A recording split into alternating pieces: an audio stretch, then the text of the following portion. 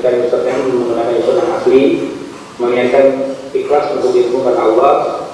Untuk di sesi akhir kajian kita langsung di kolom chat.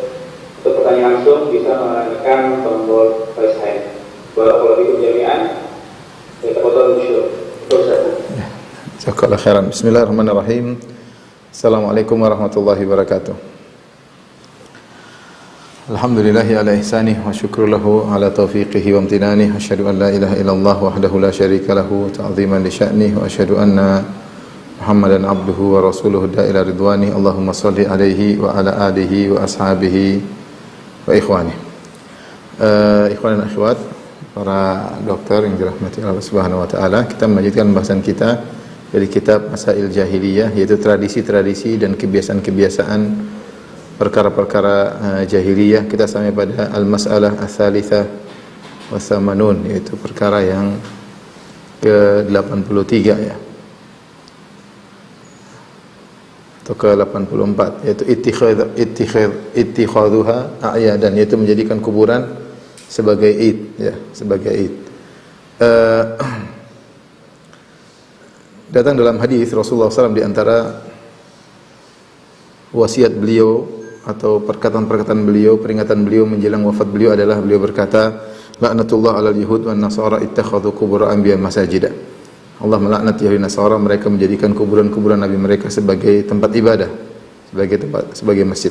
Kemudian juga di antara wasiat beliau sebelum meninggal, beliau berkata, wala tattakhidhu qabri 'ida, la taj'alu qubur maqabir masajid, wala taj'alu qabri 'idan, dan janganlah kalian menjadikan, wala taj'alu qabri 'idan, jangan kalian menjadikan kuburanku sebagai id, sebagai tempat perayaan. Id dalam bahasa Arab adalah sesuatu yang berulang-ulang ya. Diulang-ulang untuk berkumpul di situ, atau waktu yang diulang-ulang, sehingga para ulama menjelaskan bahwasanya namanya Id ada dua model ya.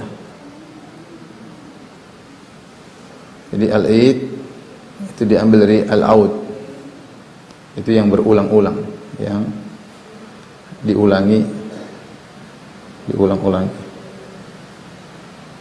ya.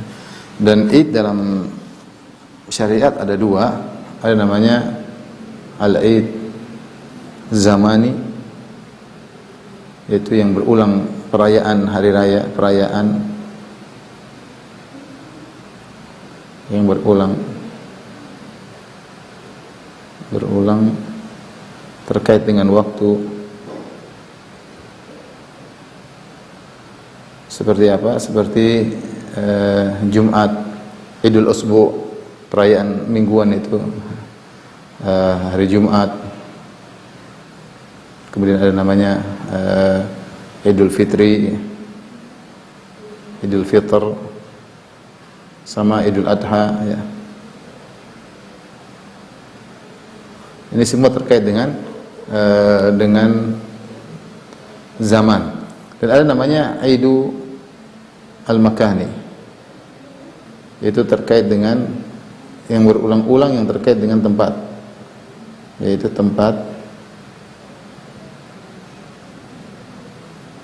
tempat yang didatangi berulang-ulang.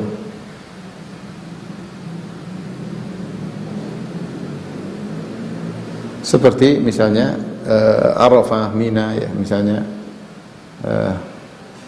Arafah, padang Arafah ya. Mina ya, tatkala melaksanakan ibadah haji ya. Jadi tempat untuk berkumpul ya, tempat didatangi berulang-ulang, itu tempat untuk berkumpul yang didatangi berulang-ulang. Seperti ketika ada seorang bernazar an yanhira ibilan bibuana. Ada seorang datang, dia bernazar kepada Nabi, dia ingin, ya Rasulullah, saya bernazar untuk menyembelih seekor onta di Buana.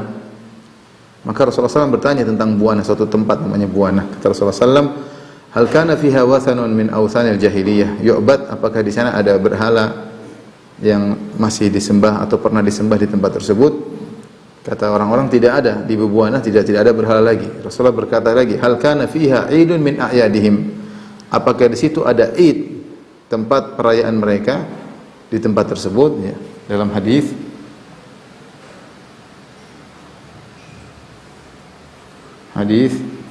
Nabi bertanya tentang Buana, tempat namanya Buana.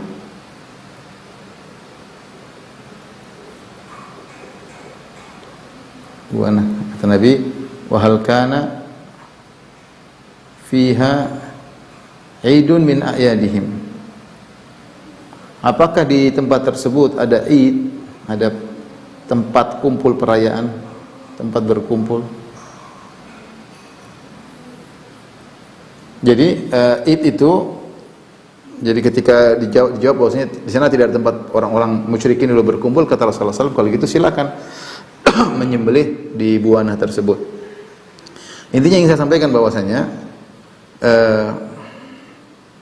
namanya id bisa berkaitan dengan waktu seperti Idul Fitri, Idul Adha, dan bisa terkait dengan tempat berkumpul-kumpul. Di antaranya Rasulullah SAW melarang kuburannya untuk dijadikan tempat berkumpul yang dilakukan pada waktu-waktu tertentu, ya, dan karena ini adalah merupakan sarana yang bisa mengantarkan kuburan Nabi SAW diibadahi.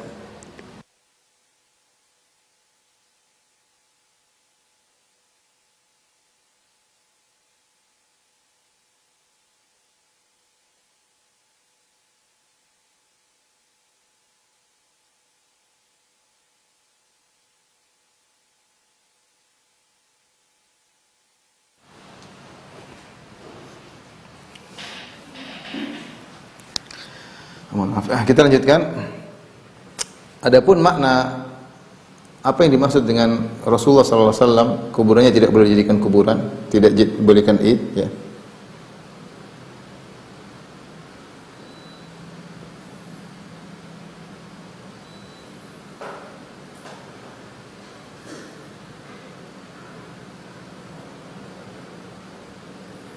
Tidak boleh jadi id. Artinya adalah tidak boleh jadi tempat perkumpulan. Tempat perkumpulan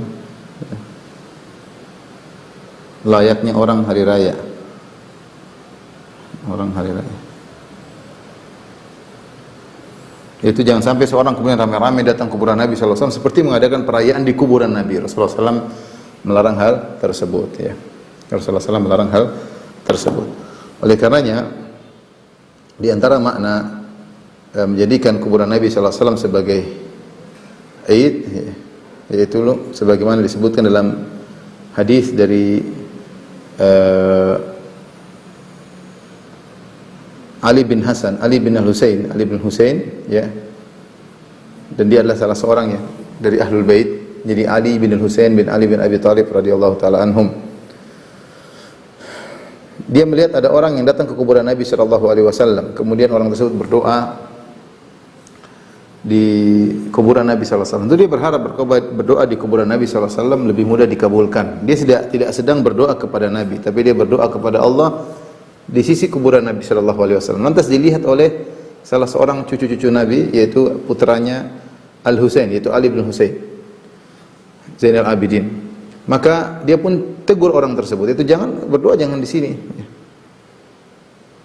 Kemudian dia berkata, ala uhaddithuka bihaditsin sami'tuhu min abi, maukah aku kabarkan kepada engkau tentang suatu hadis yang aku dengar dari ayahku, an jaddi, ayahku maksudnya Al-Husain, dari jaddi maksudnya Ali bin Abi Thalib, an Rasulillah, dari Rasulullah. Jadi sebutkan silsilah dia. Ini saya akan sampaikan kepada engkau satu hadis yang saya dengar dari bapakku, itu Husain bin Ali, dari kakekku maksudnya Ali bin Abi Thalib, dari Rasulullah sallallahu alaihi wasallam.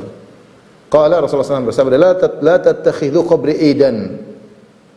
Jangan kalian menjadikan kuburanku sebagai id, tempat yang berulang-ulang didatangi. Wala buyutakum kubura, dan jangan kalian menjadikan rumah kalian sebagai kuburan. wa sallu alayya fa inna salatakum wa taslimakum yablughuni haitsuma kuntum. Bersalawatlah kepadaku karena sungguhnya salat kalian dan salawat kalian dan salam kalian sampai kepadaku dimanapun kalian berada. Jadi Rasulullah SAW melarang kuburan untuk didatang-datangi. Ya, Rasulullah larang didatangi ya dengan cara berkala, sering-sering ke kuburan Nabi. Rasulullah SAW melarang, dan ini dipahami oleh Ali bin Husain, dan dia adalah salah satu dari cucu-cucu Nabi SAW. Dia mengatakan, jangan, kalau berdoa tidak mesti harus di sini. Kalau kau berdoa tidak harus di samping kuburan Nabi SAW. Rasulullah melarang akan hal ini. Rasulullah melarang akan hal ini. Oleh karenanya, ini diantara salah satu makna menjadikan kuburan Nabi sebagai id, yaitu sengaja berdoa di kuburan Nabi dengan meyakini bahwasanya berdoa di sisi kuburan Nabi lebih afdal, lebih dikabulkan ya. Bahkan sebagian orang menyangka lebih afdal daripada di masjid berdoa di kuburan. Nabi melarang, dan ini pemahaman dari cucu Nabi sallallahu alaihi wasallam. Tentu dia lebih paham tentang periwayatan yang terkait dengan Ahlul Bait ya, karena dia adalah keturunan Nabi sallallahu alaihi wasallam ya. Demikian juga dari riwayat yang lain, kalau tadi dari Ali bin Husain, sekarang dari Al-Hasan bin Ali bin Abi Thalib radhiyallahu anhum. Kata Abu Sahal, Suhail bin Abi Sahal, dia berkata, Ra'anil Hasan, suatu hari Al-Hasan melihatku radhiyallahu ta'ala anhu ya. Indal qabr, aku sedang berada di sisi kuburan Nabi sallallahu alaihi wasallam. Fanadani, kemudian dia panggil aku.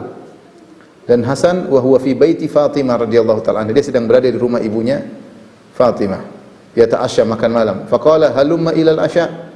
Maka Hasan memanggilku, dan dia orang yang sangat karim, baik. Dia mengatakan, marilah makan di sini, makan malam. Faqultu la uriduhu, kata Suhail bin Abi Sahal, aku lagi tidak ingin makan malam.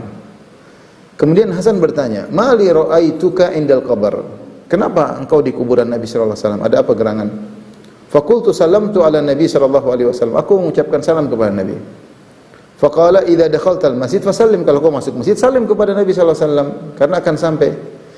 Thumma qala inna Rasulullah sallallahu alaihi wasallam sungguhnya Rasulullah sallallahu berkata, la tattakhidhu qabri idan, jangan kalian menjadikan kuburanku sebagai id, tetap diulang-ulang didatangi.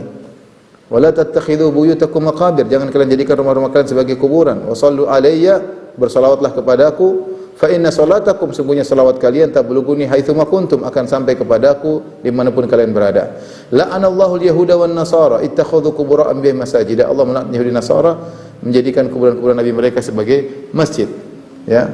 Ma antum wa man bil Andalus illa sawa. Ingat kata Hasan, engkau memberi salam kepada Nabi sama dengan orang yang di Andalus, di Maghrib yang ribuan kilometer dari sini, memberi salam kepada Nabi sama saja, enggak ada bedanya. Jadi tidak perlu kamu sengaja memberi salam harus di hadapan kuburan Nabi, tidak harus. Kalau pas lewat salam silakan, tapi sengaja bolak-balik mengucapkan salawat dan salam harus kuburan Nabi, maka Nabi larang, karena Rasulullah berkata, la tattakhidhu qabri idan, jangan menjadikan kuburanku sebagai id. Kalau Nabi sallallahu alaihi wasallam orang yang termulia yang kita wajib bersalawat kepada Nabi sallallahu alaihi wasallam, tidak suka kuburan dijadikan id sebagai tempat yang datang berulang-ulang. Kalau mau salawat dan salam tidak harus di depan kuburan. Kalau berdoa tidak harus di depan. Tadi hadis Ali bin Husain yang sebelumnya kita sebutkan, ketika dia menegur orang yang berdoa di kuburan Nabi, mungkin menyangka akan dikabulkan, maka ditegur juga, tidak perlu. Kalau berdoa tidak mesti di kuburan Nabi sallallahu alaihi wasallam, apalagi kuburan-kuburan orang-orang selain Nabi sallallahu alaihi wasallam. Tentu lebih utama untuk tidak seperti itu ya.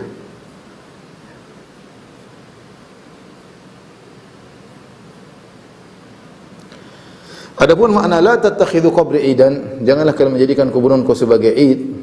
Di antaranya Al-Munawi, salah seorang ulama dari mazhab Syafi'iyah, dalam kitabnya Faidul Qadir, dia menerangkan la tattakhidhu qabri idan, tentang hadis Nabi, sabda Nabi sallallahu alaihi wasallam, janganlah kalian menjadikan kuburanku sebagai id. Ai la tattakhidhu qabri madhhara idin, jangan kalian menjadikan kuburanku seperti suasana hari raya. Wa maknahu, maknanya an-nahyu anil ijtima' li ziyaratihi, larangan untuk berkumpul-kumpul untuk ziarah kuburan Nabi. Ijtima'ahum lil id, sebagaimana mereka berkumpul-kumpul untuk hari raya. Imma lidaf'il masyaqqah, bisa jadi karena menyulitkan, karena itu repot harus kumpul-kumpul kemudian baru ziarah kuburan Nabi. Au karahata an yatajawaza wahidun at-ta'zim, atau dikhawatirkan ada seorang berlebihan dalam mengagungkan Nabi sallallahu alaihi wasallam. Dia sebutkan dua kemungkinan. Kemungkinan itu repot kumpul-kumpul seperti hari raya, atau seorang khawatir berlebihan mengagungkan Nabi sallallahu alaihi wasallam. Ini perkataan Al-Munawi bin Madzhab Syafi'i. Kemudian juga beliau berkata, Yu'khadhu minhu, faedah dari hadis ini, larangan menjadikan kuburan sebagai id, sebagai tempat berkumpul, anna ijtima'al 'amma fi ba'd adrihatil awliya fi yawmin aw syahrin makhsusin minas sanah. Ada apa yang dilakukan oleh orang-orang umum, orang awam, mereka berkumpul di sebagian kuburan-kuburan para wali pada hari tertentu atau bulan tertentu dari setiap tahun, wa yaquluna hadza yaumu walidi syekh, dan mereka mengatakan hari kelahirannya syekh, maka kita ke kuburan ini, wa yaqulun wa yashrabun, mereka makan, mereka minum, rubbama yarqusun, terkadang mereka di antara mereka ada yang berjoget. Manhiyun anhu, dilarang syar'an, dan ini dilarang secara syariat. Wa ala wali syar'i rad'uhum, dan wajib bagi wali ulama bagi ulama untuk membantah mereka, ya. Ala dzalik wa inkaruhu alaihim wa ibtaluhu, wajib untuk diingkari dan wajib untuk dibatalkan acara tersebut. Jadi beliau sebutkan ada sebagian orang berkumpul-kumpul datang ke kuburan tiap hari tertentu atau bulan tertentu, setiap tahun datang ramai-ramai, entah merayakan hari kelahirannya, entah merayakan hari kematiannya, kemudian makan-makan, minum-minum, terkadang ada joget-joget. Ini semua hukumnya haram menurut beliau, karena Rasulullah mengatakan la taj'alu qabri idan, jangan kalian menjadikan kuburanku sebagai id. Ya, oleh karenanya ini adalah tradisi jahiliyah dilakukan oleh sebagian orang-orang di kuburan-kuburan yang dianggap wali. Seperti Syekh Shalih Al-Fauzan menyebutkan orang-orang datang ke kuburan Sayyid Al-Badawi. Mereka seperti itu, mereka datang entah hari lahirnya Syekh atau hari kematiannya Badawi. Kemudian mereka datang rame-rame situ, ijtima, kumpul-kumpul. Tidak boleh Rasulullah. Kalau Rasulullah SAW saja melarang kuburannya digitukan, apalagi selain Nabi sallallahu alaihi wasallam. Jangan terpedaya dengan banyaknya orang yang melakukannya. Mau dibilang datang ke kuburan Sayyid Al-Badawi 1 juta orang kayak 2 juta orang, tidak ada ukurannya hadis Nabi sallallahu alaihi wasallam. Kita rindu ingin ziarah kuburan Nabi terus, tapi ada aturannya. Kalau Nabi larang jangan kita langgar. Ya, makanya kata Anas bin Malik, "Maka ahadun ahabba ilaihim min Rasulillah sallallahu alaihi wasallam, wa kanu idza ra'ahu lam yaqumu lima ya'lamuna min karayatihi lidzalik." Bahwasanya tidak ada orang yang lebih dicintai oleh para sahabat seperti Nabi sallallahu alaihi wasallam, tapi kalau mereka lihat Nabi datang, mereka tidak berdiri karena mereka tahu Nabi tidak suka hal tersebut. Jadi seorang mengungkapkan cinta kepada Nabi sesuai dengan aturan Nabi. Kalau Nabi bilang jangan jadikan kuburanku sebagai id, jangan ditinggikan, jangan ditulisin, jangan ikuti. Bukan kemudian muncul pernyataan, kalau kamu tidak tinggikan kuburan Nabi, kamu tidak menghargai Nabi. Dia kan Rasulullah. Kalau kamu tidak menulis nama-nama, kamu tidak menghargai Rasulullah sallallahu alaihi wasallam. Kalau kita tidak kumpul-kumpul tiap tahun ke kuburan Nabi, berarti kita tidak menghargai Nabi. Ini enggak benar. Kamu cinta Nabi, ikut aturan Nabi sallallahu alaihi wasallam. Nabi larang mah jangan dilanggar. Nabi larang menjelang meninggal, Nabi melarang, bukan main-main. Orang kalau sudah mau meninggal pasti mengucapkan perkataan-perkataan yang penting menurut dia. Nabi ini ucapkan hal ini menjelang meninggal. Dan ini yang dipahami oleh cucu-cucu Nabi sallallahu alaihi wasallam. Tadi disebutkan hadis dari Al-Hasan bin Ali bin Abi Thalib. Kita juga sebutkan hadis dari Ali bin Al-Husain bin Ali bin Abi Thalib. Nah, sudah, kalau kuburan Nabi tidak boleh kita gitukan, bagaimana lagi dengan kuburan-kuburan ulama-ulama yang lain? Ikut dalil, jangan ikut banyak orang. Kalau kita ikut banyaknya orang, itu banyak orang kok Nasara lebih banyak daripada kita. Lebih banyak daripada kita. Ukuran banyak bukan ukuran kebenaran. Jangan mentang-mentang karena banyak orang kemudian itu yang benar, kemudian arogan dan yang tidak boleh, ya. Ukuran kita Nabi sallallahu alaihi wasallam, hadis bagaimana Rasulullah larang, maka kita ikuti. Baik. Kita lanjutkan. Jadi tidak boleh menjadikan kuburan Nabi sallallahu alaihi wasallam sebagai tempat kumpul-kumpul, tidak boleh. Seorang kalau ingin ziarah kubur, tujuannya adalah mengingat kematian. Zurul kubur fa innaha tudzakirukumul akhirah. Ziarah kuburan untuk ingat akhirat atau mendoakan sang mayit. Adapun menjadikan tempat kumpul-kumpul, sebut tempat berkah, berdoa di situ dianggap dikabulkan, ini semua salah. Ini semua salah, ini tidak ada dalilnya. Nabi saja ada orang mau doa di kuburan Nabi, ditegur. Itu bukan berdoa kepada Nabi, berdoa kepada Allah, tapi menganggap di kuburan Nabi lebih afdal, ditegur. Ini termasuk bentuk menjadikan kuburan sebagai id karena didatangi berulang-ulang.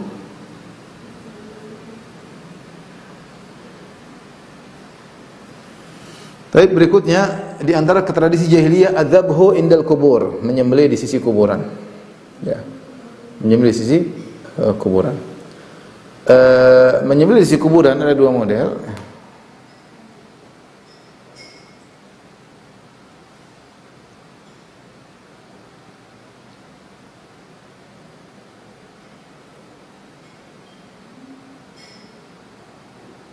Ada dua kemungkinan ya. Dua kemungkinan. Yang pertama, menyembelih kepada Allah.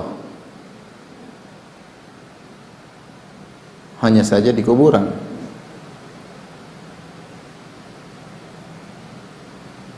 Yang kedua, menyembelih untuk mengagungkan penghuni kubur.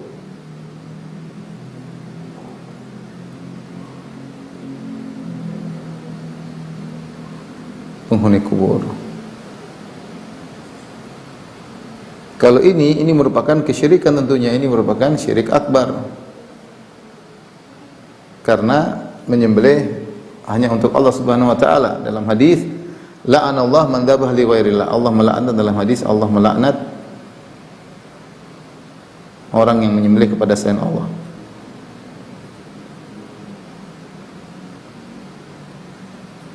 Untuk selain Allah, tidak boleh. Menyembelih untuk laut, menyembelih untuk jin, menyembelih untuk gunung, hukumnya haram semuanya ya. Dalam hadis yang masyhur kata Nabi sallallahu alaihi wasallam, dakhala ar-rajulu an-nara fi dhubabin wa dakhala ar-rajulu al-jannata fi dhubabin. Ada seorang masuk surga gara-gara seekor lalat, masuk neraka gara-gara seekor lalat. Bagaimana? Rasulullah jelaskan ya. Dua orang lewat suatu tempat dan mereka penghuni tempat tersebut punya berhala yang disembah dan mereka mengatakan tidak boleh seorang pun lewat kecuali menyembelih sesuatu. Akhirnya mereka mengatakan kami tidak punya apa-apa. Yang satu mengatakan aku tidak akan menyembelih apapun. Akhirnya dibunuh dan dia pun masuk surga gara-gara membela tauhid. Yang satunya menggampangkan, dia mengatakan saya tidak punya apa-apa untuk saya sembelihkan buat berhala kalian. Kata mereka qarrib walau thubaban. Sumbangkanlah ya, berilah sajen meskipun hanya seekor lalat. Faqarraba dhubaban, maka dia ambil seekor lalat, dia taruh, fakhallau sabilahu, dia dibiarkan lewat, famata fadakhala nar, dia mati masuk neraka gara-gara seekor lalat. Sajen untuk berhala. Apalagi nyembelih, apalagi ayam, apalagi kambing. Nyembelihnya bukan untuk Allah, nyembelihnya untuk penghuni dewi laut lah, dewi apa kayak dewi padi leh, padi kah apalah, untuk dewa gunung lah, penghuni gunung, pendunggu gunung. Ini semua syirik kepada Allah Subhanahu wa taala. Jadi nyembelih kepada selain Allah syirik, ini kufur akbar, syirik akbar. Tentunya tidak boleh. Yang kita bahas yang ini, yang kita bahas adalah yang ini. Menyembelih kepada Allah hanya saja di kuburan ini juga tidak boleh karena ini dikhawatirkan bisa disalahpahami. Orang-orang yang melihat menyangka ini menyembelih untuk penghuni kubur sehingga akhirnya ini ikut bisa melariskan kesyirikan, ikut melariskan acara kesyirikan. Maka tidak boleh. Misalnya, contoh sederhana, misalnya di suatu pantai, ada suatu pantai, itu sering orang tahu orang nyembelih kambing untuk laut. Nyembelih kambing untuk laut. Kita lagi berkemah di situ, kita ingin nyembelih untuk kita makan ya. Tapi kalau itu tempat biasanya nyembelih untuk laut, dikhawatirkan kita menyembelih orang nyangka bakalan untuk diserahkan ke laut, maka sebaiknya jangan nyembelih di situ karena orang yang melihat bisa salah sangka. Namun kebanyakan orang, perhatikan, namun kebanyakan orang tidaklah dia menyembelih di kuburan kecuali mengagungkan juga penghuni kubur. Ya, mungkin dia menganggap menyembelih di situ lebih afdal. Dan ini adalah sarana kepada kesyirikan ya. Jika perhatikan ya. Jika dia menyembelih untuk Allah tapi merasa lebih afdal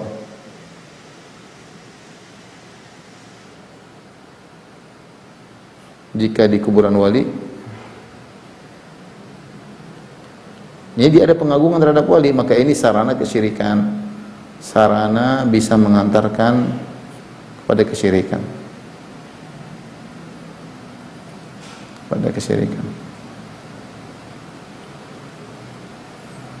Logikanya begini. Kalau menulis di kuburan dilarang, meninggikan kuburan saja dilarang.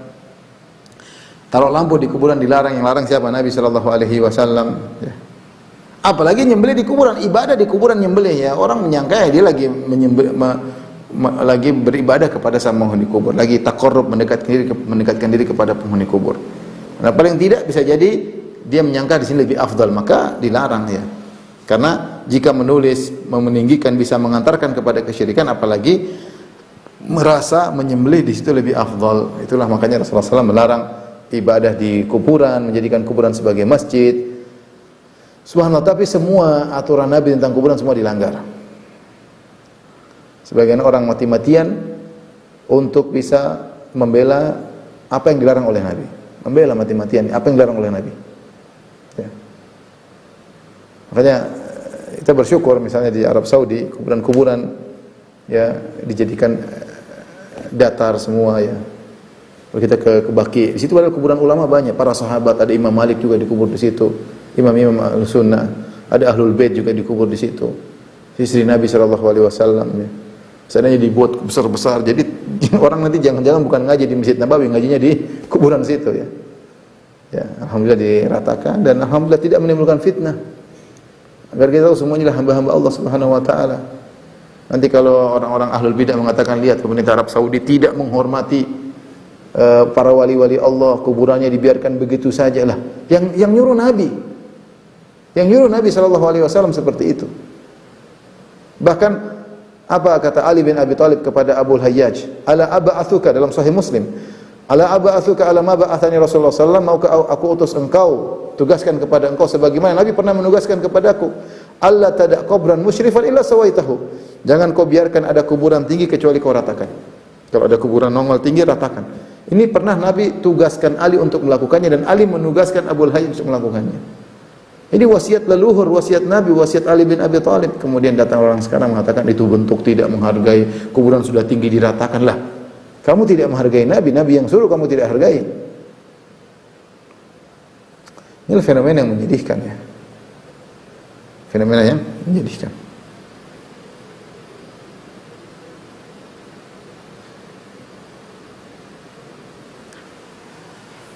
La haula wala quwata illa billah ya. Sebagian orang masya-Allah ya, kuburan diagung-agungkan sementara rumah Allah tidak diagungkan. Bahkan dibakar waliyadzubillah. Semoga mengampuni dosa-dosa kaum muslimin. Baik, kita lanjutkan al-mas'alah sadisah wa tsamanun, perkara 86. At-tabarruk bi atharil mu'azzamin ya. Mencari berkah dari peninggalan al-mu'azzamin, peninggalan orang-orang yang tokoh-tokoh.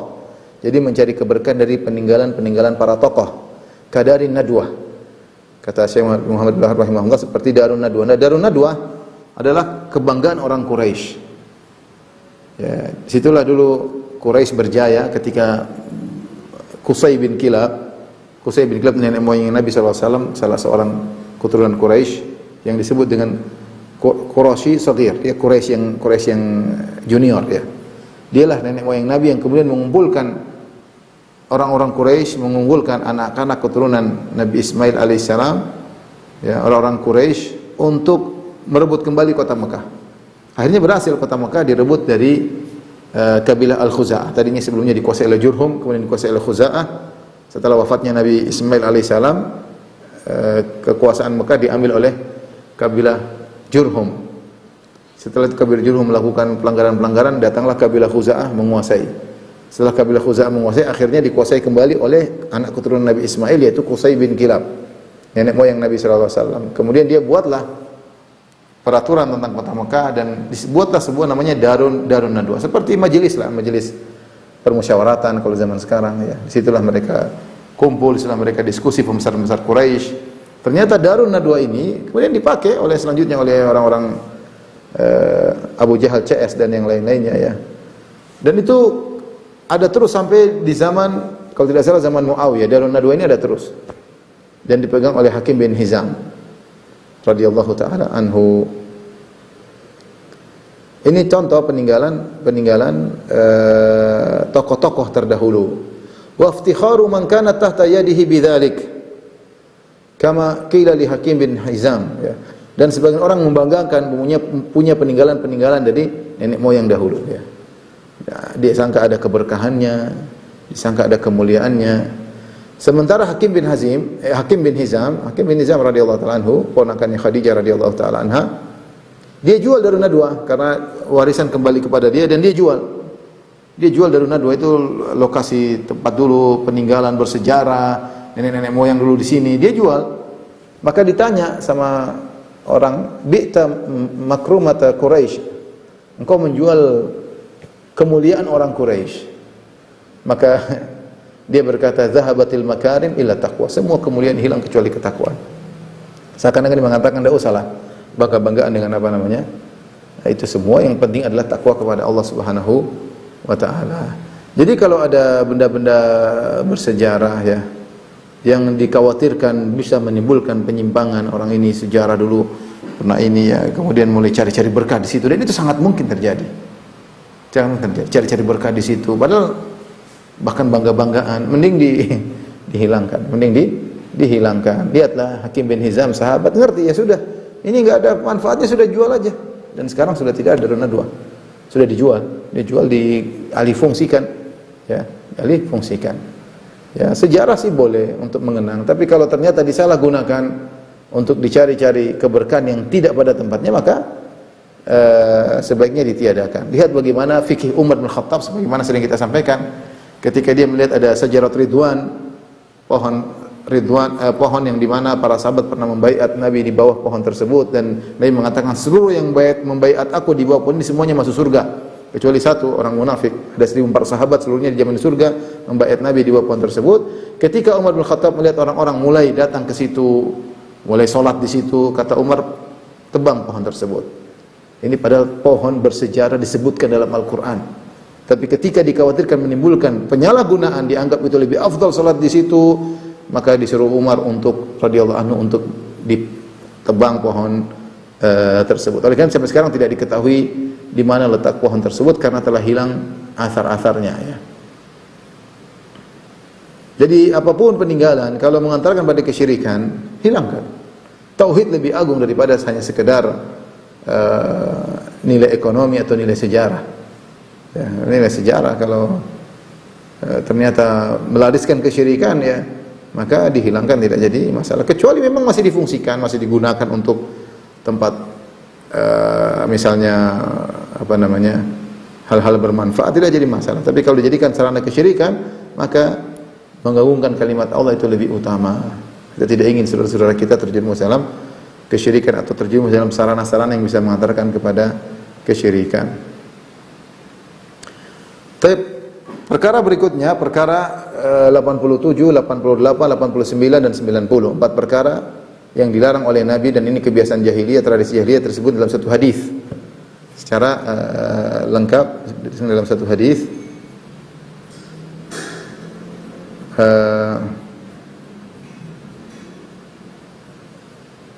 Keempat perkara tersebut, ya, al-fakhru bil ahsab, yang pertama bangga dengan kedudukan, dengan nenek moyang. At-ta'nu fil ansab, mencela nasab. Yang ketiga, al-isqa bil anwa, meminta hujan dengan bintang-bintang. Yang keempat, niyaha, yaitu meratapi mayat, ya. 4 perkara ini disebutkan oleh Nabi dalam satu hadis, ya. Nabi SAW bersabda, "Arba'un fi ummati min amril jahiliyah." 4 perkara dari umatku yang merupakan perkara jahiliyah. La yatrukunahunna, yang mereka tidak meninggalkan 4 perkara jahiliyah ini. Apa 4 perkara tersebut? Al-fakhru fil ahsab, membanggakan nenek moyang. Kemudian yang kedua, wa ta'nu fil ansab, mencela nasab.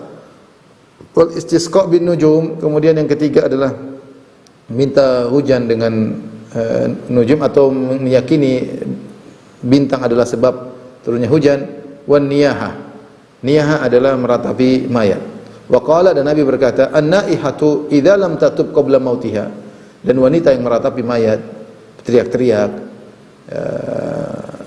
jika dia tidak bertobat sebelum meninggalnya, tuqamu yaumal qiyamah, maka dia akan dibangkitkan pada hari kiamat, wa 'alaiha sirbalun min qatiran, maka dia pakai baju yang menutup tubuh yang terbuat dari qatiran. Qatiran ada yang mengatakan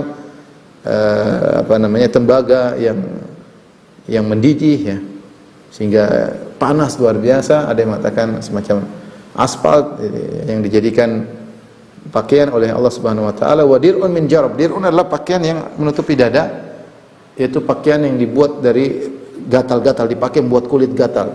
Ini siksaan bagi orang yang wanita yang meratapi orang yang mati ya. Tapi 4 perkara ini yang dilarang oleh Nabi sallallahu alaihi wasallam yang merupakan kebiasaan jahiliyah. Yang pertama adalah al-fakhru bil ahsab. Sombong dengan nenek moyang, seperti mengatakan saya anak fulan, saya keturunan ini, saya keturunan ini, nenek moyang kita dulu begini, nenek moyang kita dulu kakek saya begini. Ini namanya al-fakhru bil ahsab. Ini dilarang ya. Dan ini kebiasaan orang jahiliyah. Allah sebutkan ketika mereka habis haji, mereka nyebut nenek moyang, mereka habis melempar jamarat, selesai semua di Mina, mereka bangga, oh nenek moyang kita begini, bangga-banggaan. Makanya Allah mengatakan fa idza qadaitum manasikakum fadhkurullaha ka dzikrikum aba'akum aw ashadda dzikra. Yang artinya kata Allah Subhanahu wa taala, jika kalian selesai dari haji, maka ingatlah Allah Subhanahu wa taala sebagaimana kalian menyebut-nyebut nenek moyang kalian, atau hendaknya kalian lebih banyak mengingat Allah daripada mengagungkan nenek moyang kalian. Karena orang-orang jahiliyah dahulu mereka suka banggakan nenek moyang mereka. Sering disebut-sebut nenek saya, moyang saya, kakek saya, buyut saya keturunan ini, saya ningrat, saya raden, macam-macam, bangga-bangga terus. Itu kebiasaan jahiliyah. Maka Allah bilang, berzikirlah kepada Allah lebih banyak daripada kau zikir nenek moyang.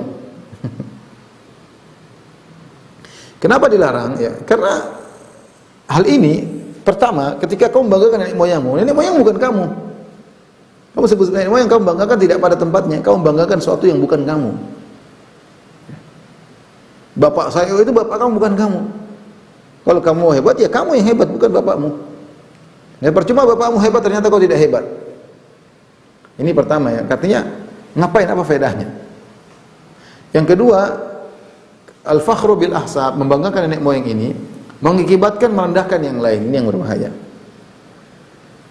Mengakibatkan merendahkan yang lain. Akhirnya apa? Muncullah saling jengkel, saling bermusuhan ya. Namanya ketika satu suku misalnya bangga-bangga nenek moyangnya, yang satu dengarkan dia jengkel, sombong banget. Akhirnya terjadi dhaghina, kejengkelan, saling bermusuhan, hasad, dengki, permusuhan dan yang lainnya. Tidak boleh. Semua yang mengantarkan kepada permusuhan tidak boleh. Jadi ini dilarang. Yang kedua, dan itu perkara jahiliyah, membanggakan nenek moyang sehingga menimbulkan efek-efek negatif yang banyak. Yang berikutnya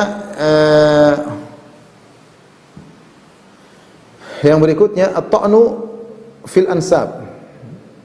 Mencela nasab. Mencela nasab ini ada dua model larangan. Yang pertama adalah menuduh seorang nasabnya tidak benar. Misalnya kamu bukan anaknya ini, kamu bukan dari suku ini, kamu anak zina, kamu ya ini enggak boleh. Kita enggak boleh nuduh orang nasabnya kamu nasabmu palsu, enggak boleh.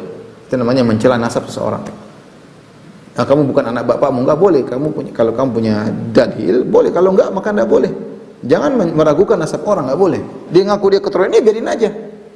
Kecuali kalau di balik pengakuan itu dia mau ngambil uang warisan, ya itu harus dicek. Kalau enggak, urusin dia dengan Allah Subhanahu wa taala.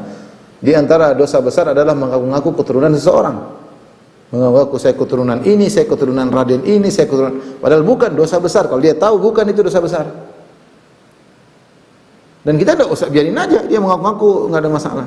Kecuali kalau di balik pengakuannya ada kelaziman harus kasih dia warisan atau mengangkat dia sebagai pejabat misalnya, ya ini baru harus diperiksa. Kalau enggak, biarin aja. Ya.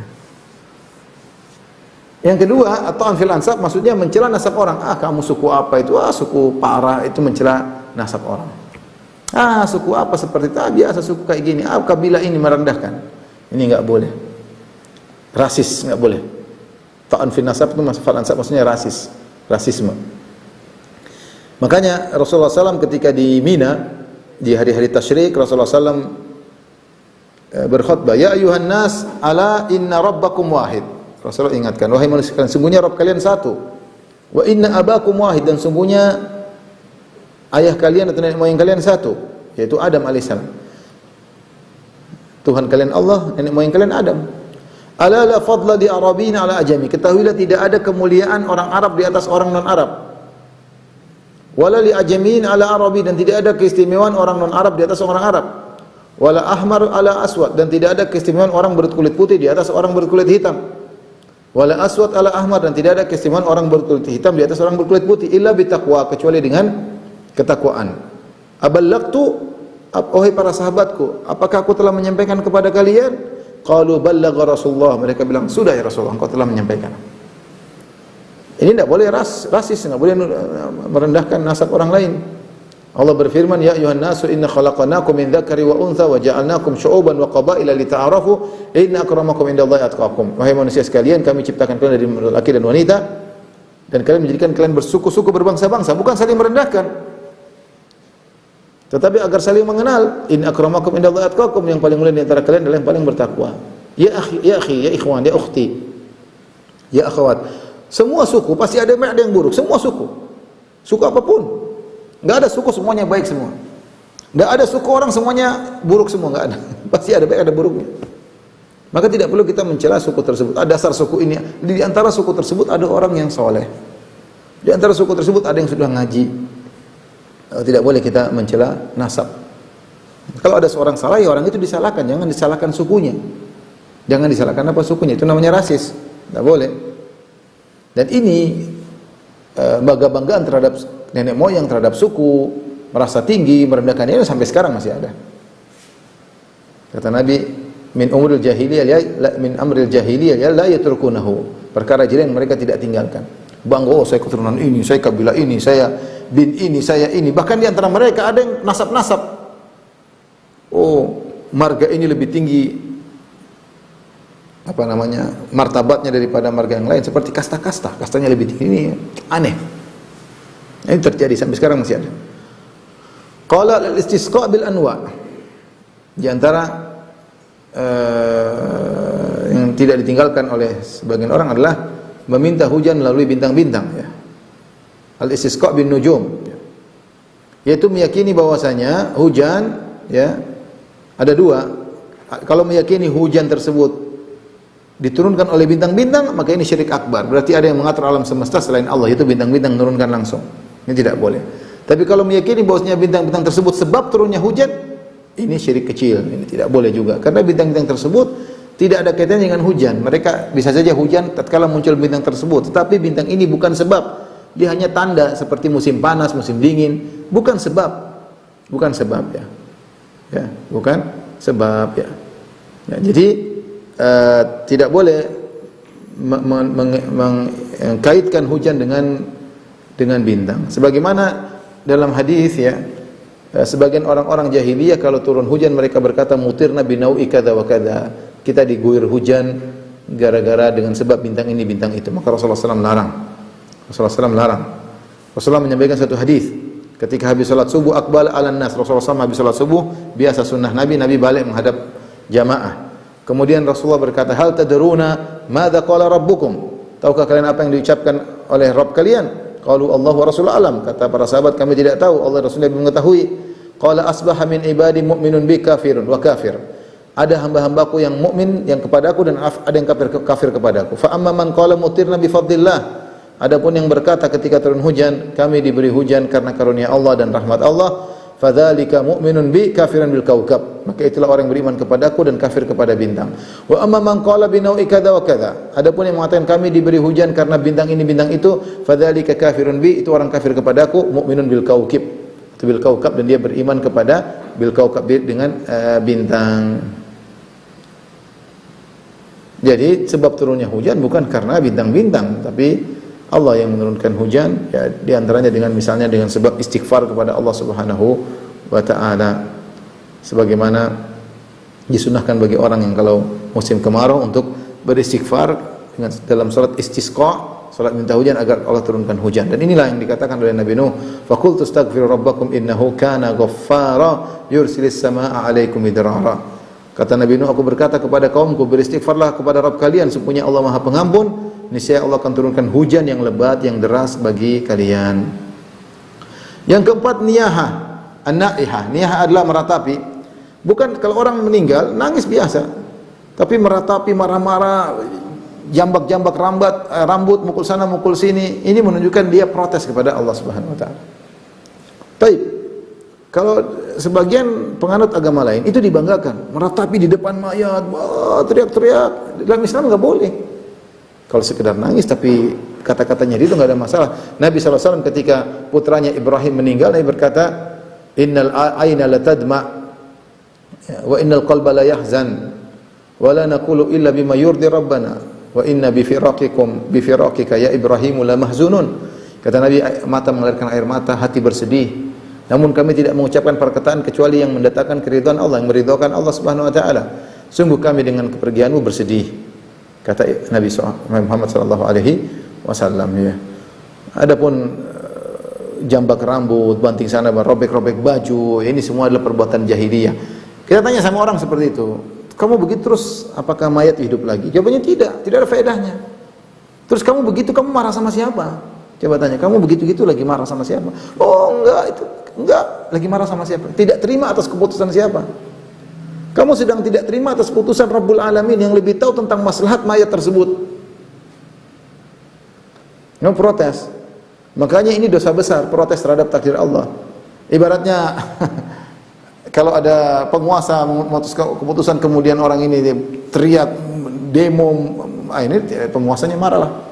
Ini Allah yang maha hakim, yang maha bijak, yang tahu yang terbaik bagi apa hamba-hambanya. Kemudian dia mewafatkan, kemudian dia ngamuk-ngamuk, teriak-teriak, ini dia protes kepada Allah Subhanahu wa taala. Makanya dia dosa besar.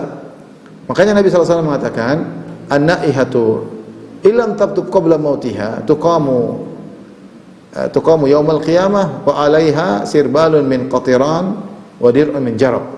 Seorang wanita yang tidak bertobat dari niyahah sebelum dia meninggal, maka dibangkitkan hari kiamat, kemudian disiksa dengan sirbalun min qatiran, baju yang terbuat dari tembaga atau perak yang dicairkan, berarti ribuan derajat. Kemudian ditempelkan, tapi dengan kekuasaan Allah bisa jadi baju. Perak yang atau tembaga yang an-nuhas al-muzab, yaitu tembaga yang cair itu sangat panas, tapi bisa dijadikan baju. Kemudian wadir'un min jarab, dipakaikan baju yang buat gatal-gatal di dadanya. Ini biasanya perempuan, an-naih, makanya Rasulullah sebutkan perempuan. Karena laki-laki biasanya tegar, kalau perempuan tidak kuat. Ya, maka ini kebiasaan jahiliyah yang belum hilang sampai sekarang. Taib, di antara perkara jahiliyah, al-masalah hadiyah wa tis'un, ya, perkara ke-91, anna ajalla fadailihim al-baghyu, yaitu yang perkara yang paling dibangga-banggakan ya adalah berbuat zalim. Kemudian selanjutnya yang ke-92, permasalahan 92, anna ajalla fadailihim al-fakhru. Yang pertama, anna ajalla fadailihim al-baghyu. Yang pertama, yang perkara yang paling mereka banggakan adalah berbuat zalim. Fa dzakarallahu fihi ma dzakar, maka Allah menyebutkan apa yang Allah sebutkan. Perkara ke-92, anna ajalla fadailihim al-fakhru. Perkara yang paling mereka banggakan adalah kesombongan. Walau bihaqqin fanuhiya anhu, maka meskipun apa yang disebutkan disombongan itu benar, tetap aja dilarang.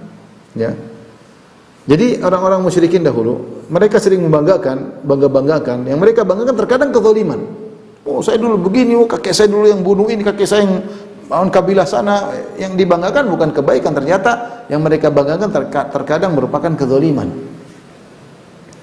Maka Allah larang dari berbuat zalim. Firman Allah, qul inna ma harrama rabbi al-fawahisha ma dhahara minha wa batan wal ithma wal baghya bighairi al-haqqi wa an tusyriku billahi ma lam yunzil bihi sultana wa an taqulu Allahi ma la ta'lamun. Kata Allah, katakanlah sungguhnya Rabbku mengharamkan perbuatan keji yang nampak maupun yang tersembunyi, mengharamkan dosa, mengharamkan al-baghyu, berbuat zalim. Ya. Sebagian orang bangga, oh nenek moyang saya dulu, kakek kita yang habisin kabilah sana. Jadi dia banggakan kezaliman. Ya, sebagian orang bangga dengan kezaliman. Dan ini adalah bangga-banggaan yang paling buruk, berbangga dengan kezaliman. Sama seperti sebagian orang zaman sekarang bangga dengan maksiat yang dilakukan. Oh, saya sudah zina dengan sekian wanita, saya sudah minum khamar dengan berbagai macam modelnya, Oh, saya sudah tato ini, tato anu, bangga dengan maksiat. Saya berhasil nipu dia, saya berhasil ini, subhanallah, ini bangga dengan maksiat. Sama bangga dengan kezaliman. Orang jahiliyah dulu bangga dengan kezaliman yang dia lakukan. Padahal kalau semakin zalim, siksanya semakin besar. Makanya dalam hadis kata Nabi sallallahu alaihi wasallam, "Inna asyaddan nasi adzaban asyadduhum adzaban fid dunya." Orang yang paling besar siksaannya pada hari kiamat, yang ketika di dunia dia paling suka menyiksa orang, yang paling berat siksaan dia kepada orang. Di dunia dia sangat sadis, di akhirat dia lebih dahsyat lagi disiksa oleh Allah. Semakin dia sadis, semakin disiksa lebih sadis lagi di sisi Allah Subhanahu wa taala.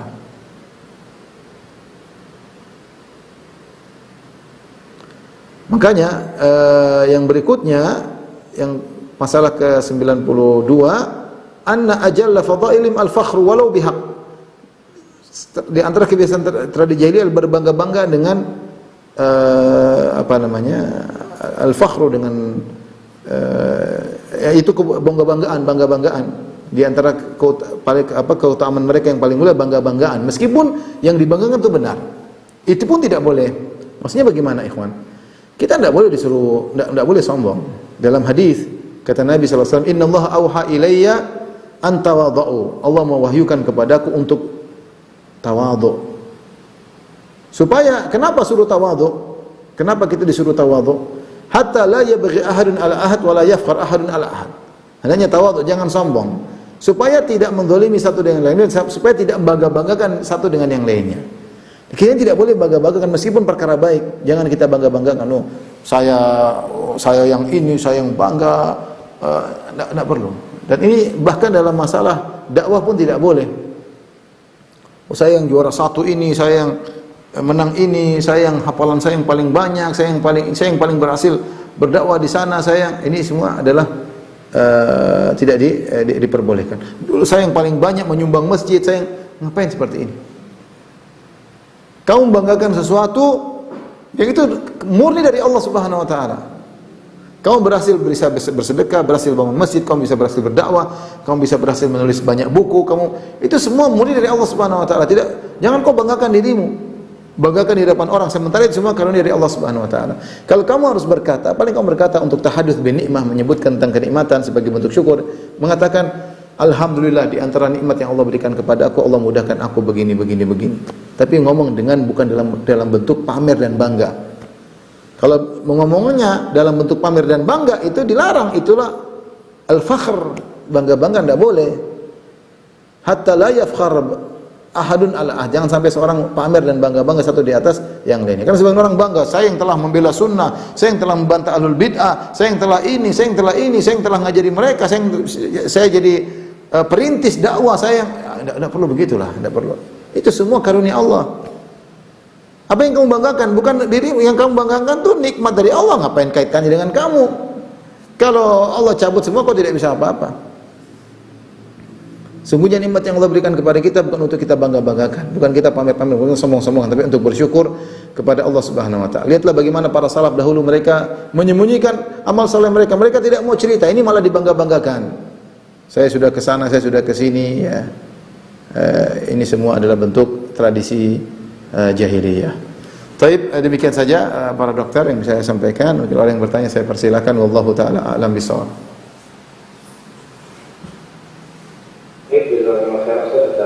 Yang diberikan izin membacakan pertanyaan Ustaz. Silakan. Pertama, apa hukum silakan. Assalamualaikum Ustaz. Assalamualaikum. Apa pengertian dari kekufuran? Dari apa? Kekufuran. Kekufuran, al-kufur secara bahasa artinya menutupi, ya. Makanya dikatakan taqtiyah, itu menutupi. Dikatakan yu'jibuhum kuffar, ya. Yaitu dalam ayat apa? Kamathali ghaithin a'jabal kuffara nabatuhu. Kamathali ghaithin, dunia itu seperti hujan yang turun ke bumi, a'jabal kuffara nabatuhu, yang kemudian menumbuhkan tumbuhan yang menakjubkan, membuat orang-orang kufar menjadi takjub. Kufar sini maksudnya para petani yang mereka menanam dan mereka menutupi biji benih, kemudian muncul Maka kufar secara bahasa Arab dari kufur itu menutupi, maksudnya imannya tertutupi sehingga dikatakan dia kafir. Dan kekufuran itu ada dua, ada kufur besar, kufur kecil. Kufur kecil seperti misalnya membunuh. Kata Nabi sallallahu alaihi wasallam, la tarji'u ba'di kuffaran yadribu ba'dukum a'naqa ba'din. Kata Nabi SAW, janganlah kalian kembali setelah aku meninggal jadi kafir, sebagian kalian membunuh sebagian yang lain. Kata para ulama maksudnya kufur asgar, kufur kecil. Seperti Allah mengatakan, wa man lam yahkum bima anzalallah fa ulaika humul kafirun. Siapa yang berhukum dengan hukum selain Allah maka mereka kafir. Ini adalah kufur kecil. Sebagian ditafsirkan oleh Ibnu Abbas, dia berkata, laisa al-kufru alladzi tadhhabuna ilaihi. Innama huwa kufrun duna kufrin. Ini bukan kekufuran yang kalian sangka, yaitu kufur akbar, tapi kufur kecil. Seperti tidak bersyukur kepada suami, ya. Ketika Nabi mengatakan, ya ma'syaran nisa tasaddaqna, wahai para wanita bersedekahlah. Fa inna kunna aktsara hatabi jahannam, karena kalian kebanyakan penghuni neraka. Maka seorang wanita berkata, lima ya Rasulullah, kenapa kami penghuni neraka? Kata Nabi SAW, li'anna kunna takfurnal ashir, karena kalian kufur kepada suami.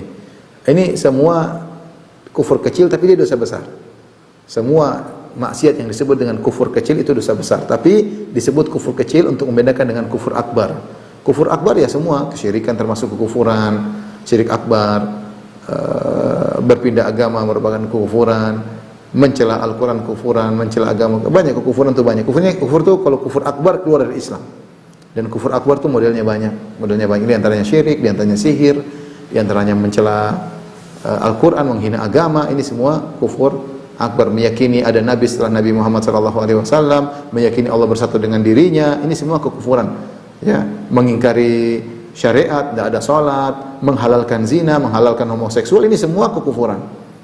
Itu kufuran banyak. Jadi kufuran ada dua, kufur asghar, kufur akbar. Kalau kufur asghar dosa besar tapi tidak mengeluarkan dari syariat, dari Islam. Kalau kufur akbar mengeluarkan seorang dari Islam. Allah alam bisawab.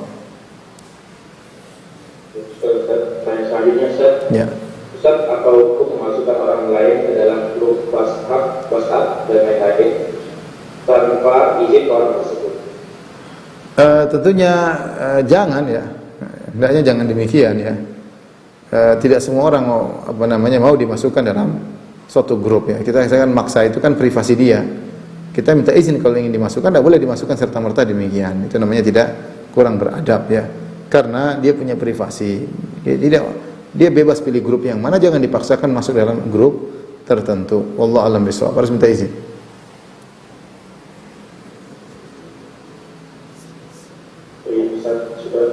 Pertanyaan selanjutnya Ustaz.